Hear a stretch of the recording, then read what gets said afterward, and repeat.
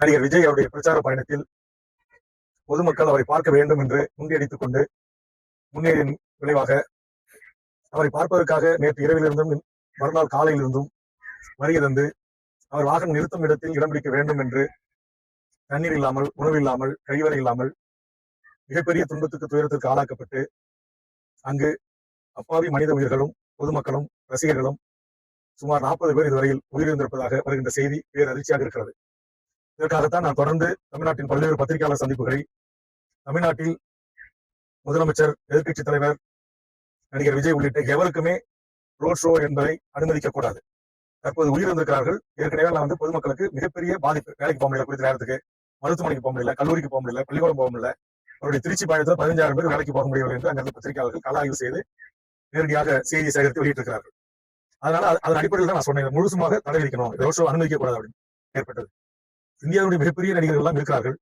அவர்களை எல்லாம் பார்ப்பதற்கு இந்தியாவில் பெரிதொரு எந்த மாநிலத்திலும் இதுபோன்று காட்டு முன்னாடித்தன கூட்டமாக தண்ணி இல்லாம மயக்கம் போட்டு விழுந்த பொதுமக்கள் மீது ஏறி நின்று, பச்சை குழந்தைகள் மீது ஏறி நின்று விஜயை பார்க்க முன்னெடுத்திருக்காங்க. இந்த சம்பவம் நடக்குது, ஒரு கண் முன்னால பேசிட்டு இருக்கும்போது பல பேர் மயக்கம் போட்டு விழுந்து சாவறாங்க. பத்திரிகை கவனத்துக்கு கொண்டு போறாங்க. அதை குறிச்சு கிஞ்சத்தும் கவலைப்படாம நீங்க ஒரு பெரும் கூட்டத்தை உங்களுடைய அப்படி இஞ்சி பெஞ்சா நடத்தி கூட்டு வரீங்க. எந்த பாயிண்ட்ல நிறுத்தி பேசணும் அந்த பாயிண்ட்ல நிறுத்தி பேசும்போது அந்த கூட்டத்தை அழைச்சு அனுப்பணும்ல. அந்த கட்சியுடைய மாநில நிர்வாகி, மாவட்ட செயலர் இன்ஸ்ட்ரக்ஷன் கொடுக்கணும்ல. அது கொடுக்காம நீங்க மட்டும் ஒரு பெரும் கூட்டத்தை, அதுவும் அங்க கரூர்ல யாரோ ஒருவருக்கு நீங்க சவால் விடணும், அவரை விட நாங்கள் பெரிய செல்வாக்கானவர்கள் காட்டணுங்கிறதுக்காக சேலத்துல இருந்து 5000 பேர் போயிருக்காங்க.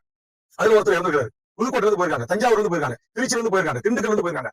இந்த ஊர்ல ஒரு உயிர் பலியா இருக்கு. இதெல்லாம் என்ன, இதெல்லாம் விஜய்க்கு அழகாது.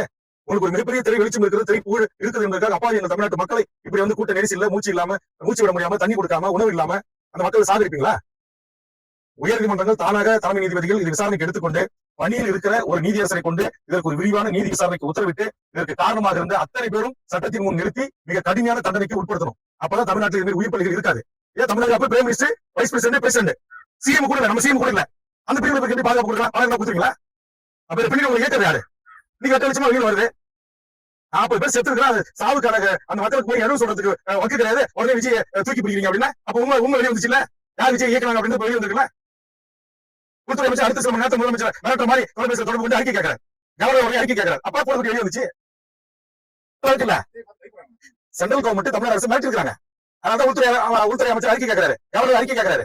விஜயை இறக்கிய கூட்டம் இதுக்கு பின்புறமாக ஆதரவாக நின்று கொண்டு இன்றைக்கு தமிழ்நாடு அரசு மீது குற்றம் சொல்லி விஜயை காப்பாற்ற முயற்சி இருக்கிறது பாரதிய அரசு.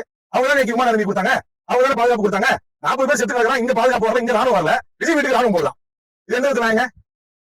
விஜய் வீட்டுக்கு அசிஸ்டன்ட் கமிஷனர் தலைமை பாதுகாப்பான், சொந்த நாட்டு குடிமக்களுக்கு பாதுகாப்பு இல்ல. நன்றி.